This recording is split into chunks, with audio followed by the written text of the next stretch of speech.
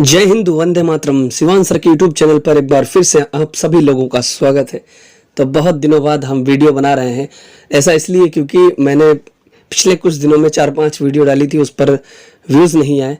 लेकिन इस वीडियो पर अगर 100 लाइक्स हो गई, व्यूज़ की बात नहीं कर रहा, इस वीडियो पर आप लोगों को 100 लाइक्स करनी है। 100 लाइक्स कर दो तभी वीडियो रेगुलर बनाऊंगा, ठीक है।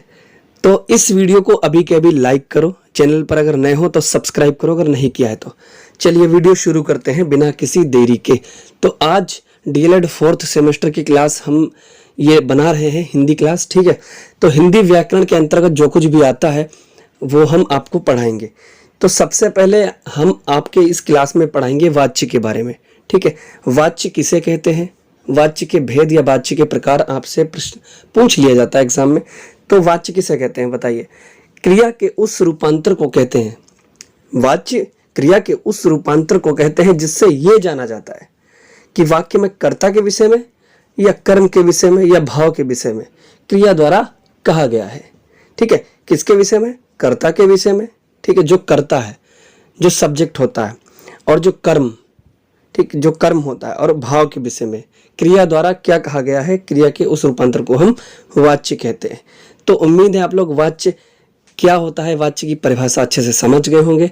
अब बिना किसी देरी के हम आगे बढ़े तो हमारे पास आता है अगला टॉपिक, वाच्य के प्रकार या वाच्य परिवर्तन के प्रकार, ठीक है। वाच्य के भेद पूछ लेता है। तो 3 प्रकार होते हैं, कर्तवाच्य, कर्मवाच्य और भाववाच्य। ये 3 भेद होते हैं, ये 3 प्रकार होते हैं वाच्य के, ठीक है। तो सबसे पहले हम पढ़ेंगे किसके बारे में? कर्तवाच्य के बारे में। तो कर्तवाच्य क्या होता है? क्रिया के उस रूपांतर को हम कर्तवाच्य कहते हैं जिससे यह पता चलता है, ठीक है। क्या पता चलता है? कि वाक्य का उद्देश्य क्रिया का कर्ता है। जैसा कि नाम से ही पता चल रहा है कि कर्तवाच्य, कर्तवाच्य मतलब कर्ता, ठीक है। वाक्य में कर्ता की प्रधानता होती है, जिस वाक्य में कर्ता की प्रधानता होती है वह कर्तवाच्य होता है, ठीक है, वहां पर कर्तवाच्य होता है। अब हम उदाहरण के तौर पर समझ लेते हैं, उदाहरण क्या है उससे अच्छे से समझ में आता है। तो अनीता पुस्तक पढ़ती है, ठीक है ना। उदाहरण में हमें लिखा क्या है? अनीता पुस्तक पढ़ती है। यहाँ पढ़ती है क्रिया का कर्ता अनीता, यानी कि क्रिया क्या है इसमें? पढ़ना, पढ़ती है ना, पुस्तक पढ़ती है तो पढ़ना क्रिया हो गया, और जो अनीता है वो कर्ता है। जो कर्ता है मतलब जो सब्जेक्ट होता है, जो कार्य करता है वही कर्ता होता है। अनीता वाक्य का वाच्य में है, ठीक है, अंडरस्टैंड। अब ये हमारा कर्तवाच्य कंप्लीट हो गया। इसके बाद हमारा आता है सेकंड नंबर पे, कौन सा आता है? कर्मवाच्य आता है। और कर्मवाच्य किसे कहते हैं इसके बारे में हम अच्छे से समझ लेते हैं। कर्मवाच्य में क्या है? इसमें जो कोई कर्म की प्रधानता होती है। कर्तवाच्य में कर्ता की प्रधानता थी और कर्मवाच्य में कर्म की प्रधानता होती है। और कर्ता के साथ आने वाली क्रिया के लिंग, वचन और पुरुष कर्म के अनुसार होते हैं। आई बात समझ में? कर्मवाच्य में कर्म की प्रधानता होती है और कर्ता के साथ आने वाली क्रिया के लिंग, वचन और पुरुष कर्म के अनुसार होते हैं। जैसे कि राम द्वारा आम खाया जाता है, राम द्वारा आम खाया जाता है, वाक्य में खाया कर्म के अनुसार ही लिंग, वचन और पुरुष हैं। यह वाक्य सकर्मक क्रियाओं से ही बनता है। थोड़ी अटपटी सी भाषा है लेकिन समझने का प्रयास कीजिए। अगर आपने वीडियो को अभी तक लाइक नहीं किया तो कर दीजिए। बहुत दिनों से वीडियो डाल नहीं पाया, उसके लिए दिल से माफ़ी चाहता हूँ, सॉरी। और कुछ स्वास्थ्य भी ठीक नहीं था और आप लोग भी साथ नहीं दे रहे थे। बहुत से लोगों ने चैनल को अनसब्सक्राइब कर दिया। तो प्लीज़ सपोर्ट कीजिए ताकि हम ज़्यादा से ज़्यादा वीडियो बनाएं और हमें मोटिवेशन मिलता रहे, ठीक है। चलो आगे बढ़ते हैं। अब आता है हमारा भाववाच्य। अब भाववाच्य में क्या होगा? भाववाच्य में जो है भाव की प्रधानता होती है ना। कर्तवाच्य में कर्ता की प्रधानता थी, कर्मवाच्य में हमारे कर्म की प्रधानता थी, और भाववाच्य में क्या होता है? भाव की प्रधानता होती है, ना कि कर्ता और कर्म की, ठीक है। भाववाच्य में भाव की प्रधानता होती है, कर्ता और कर्म की नहीं होती है। क्रिया सदा अन्य पुरुष, एक वचन और पुल्लिंग होती है। जो क्रिया होती है वो सदा मतलब ऑलवेज, ठीक है, हमेशा अन्य पुरुष होगी, एक वचन होगी या फिर पुल्लिंग होती है। भाववाच्य केवल अकर्मक क्रिया का होता है, इसमें कर्म नहीं होता। ये बात अच्छे से दिमाग में नोट कर लीजिए, आपके सामने लिखा है, नोट्स बना लीजिए, समझ लीजिए। और एग्जाम्पल क्या है इसका? जैसे कि मुझसे चला नहीं जाता, है ना। भाववाच्य का एग्जाम्पल क्या है, मुझसे चला नहीं जाता। तो ये हमारे कंप्लीट हो गए। क्या कंप्लीट हो गया, इस वीडियो में हमने कंप्लीट कर दिया है वाच्य और वाच्य के प्रकार। वाच्य की परिभाषा मैंने आपको बता दी, अच्छे से समझ गए होंगे। वाच्य के भेद कितने हैं, 3 भेद हैं। कौन कौन से, कर्तवाच्य, कर्मवाच्य और भाववाच्य। ठीक है, ये 3 भेद होते हैं, इनको अच्छे से समझ गए। नहीं समझे तो वीडियो को दोबारा रिपीट करके देख लेना। अब हम कुछ अलग से, जो हिंदी व्याकरण के लिए बहुत इंपॉर्टेंट है, बेसिक सी नॉलेज है, ठीक है, हर किसी को आना चाहिए।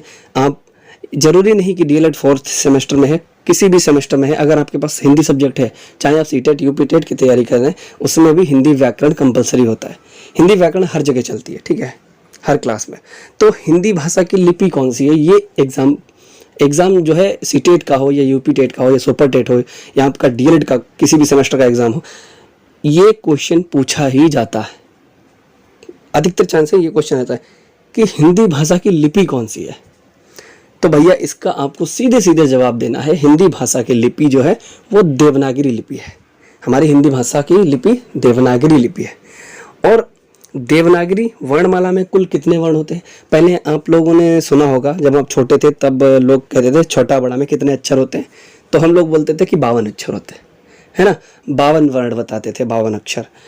लेकिन ये किस में थे, देवनागरी वर्णमाला में 52 वर्ण होते हैं, जिसमें 11 स्वर 33 व्यंजन होते हैं।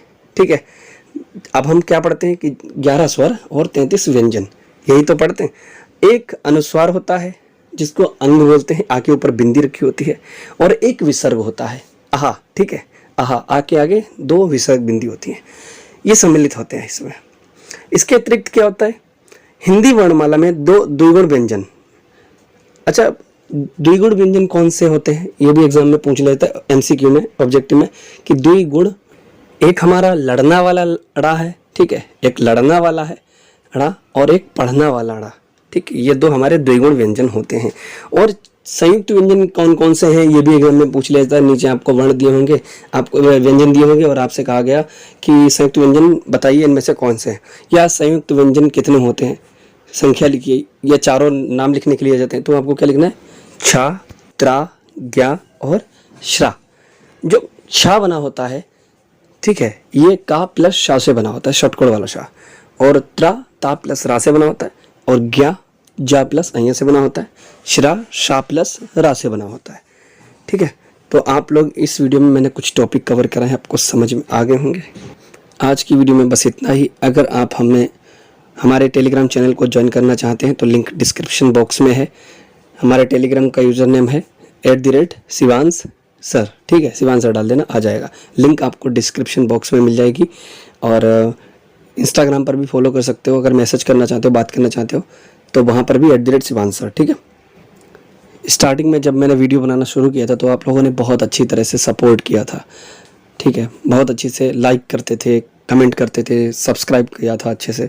लेकिन धीरे धीरे ऐसा हुआ, एग्ज़ाम होने के बाद, जो उनके अभी एग्ज़ाम हुए उसके बाद मैंने 4-5 वीडियो डाली, लेकिन आप लोगों ने कोई रिस्पॉन्स नहीं दिया, तो मैं डिमोटिवेट हो गया, मुझे फिर मन नहीं किया वीडियो बनाने का। तो प्लीज़ इस वीडियो पर आप 100 लाइक्स कर दीजिए। 100 लाइक्स इस वीडियो पर हो गई तो वीडियो रेगुलर आएंगी, आप देख लेना, और अच्छे से बढ़ाऊँगा। ठीक है, तो मिलते हैं फिर किसी नई वीडियो में, लेकिन तब तक इस वीडियो पर 100 लाइक्स कर दीजिए। और अगर वीडियो पसंद आए थोड़ी सी भी, तो एक प्यारी सी कमेंट करना। तब तक के लिए जय हिंद, वंदे मातरम।